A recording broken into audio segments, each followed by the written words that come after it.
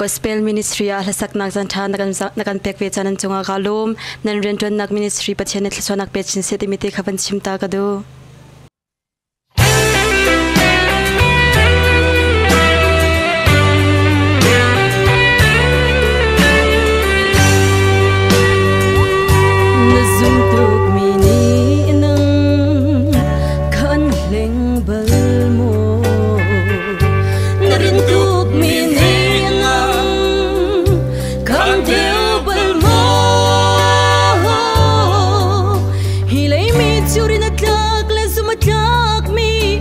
Home hananum shim shim loe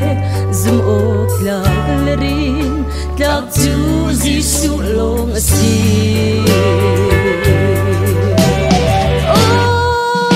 kalung pater tulo mi chilon pertunami misin mi adang an silong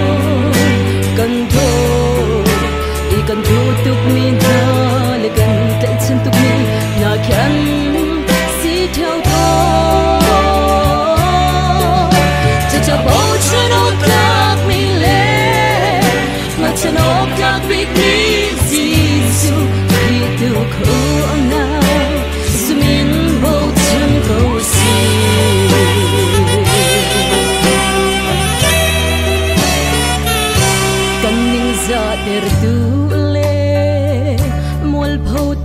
tu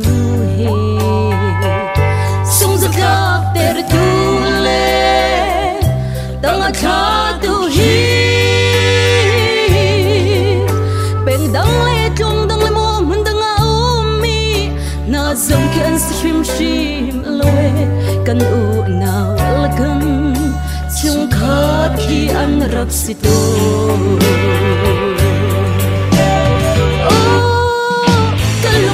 tertulo mi chilon perdonami mi sin mi adam an silong kanto ikan tutuk mi dal ikan tension tuk mi na kyan si theo to tu sa bo chanok tak mi le ma chanok tak big mi zisu kritu ko na zumin